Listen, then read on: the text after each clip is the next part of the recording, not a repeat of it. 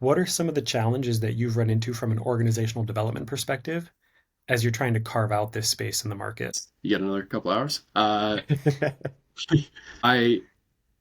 have had the most fun of my entire life the last 3 years or so, give or take, that I've been at HabiTerre. Just, I love that phrase. Like, if you're the smartest guy in the room, you're in the wrong room. I cannot remember the last time I was the smartest guy in a room with any of my colleagues. So that's a truly beautiful thing. One of the biggest learnings, challenges, this is internal to HabiTerre, but also sort of emblematic of the space that we're in, is, we were a company founded by a brilliant world leading scientist in agroecological modeling, Dr. Kai Guan at the University of Illinois Urbana-Champaign. And can't say enough. Like, the guy is brilliant and compelling, and I don't know when he sleeps.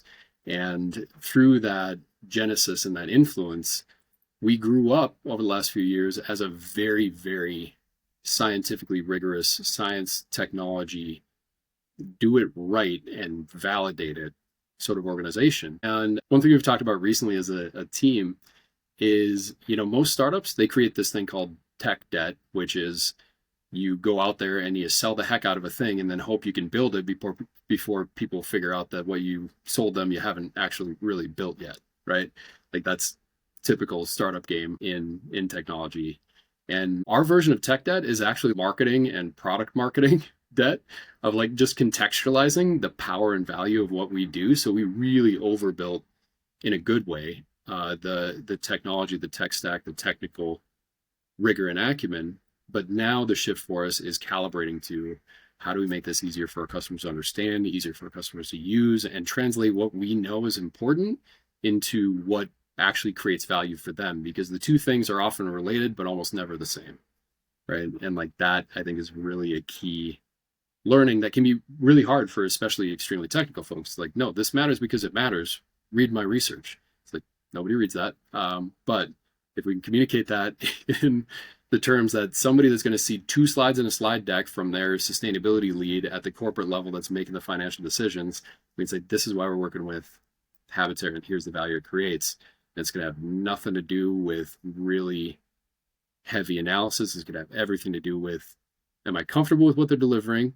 Do I believe that they're the best partner that's going to help me not get sued if I'm claiming benefits from these things? Like, do I trust what's behind this?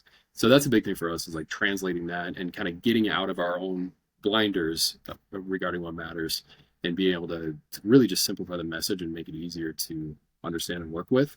And I say that's kind of emblematic of the industry as a whole. I think that's where so many super well-intentioned people who have been, sort of on the vanguard of like designing climate policy and climate procedures and accounting rules and guidelines and all that, best intentions of the world, but they've gone so far down this path of perfect becoming the enemy of the good, or everybody gets axle wrapped in debating the how rather than just focusing on, are we going in the right direction or not? The how is going to be imperfect, the rules are going to be imperfect, but it's not a reason to not take action.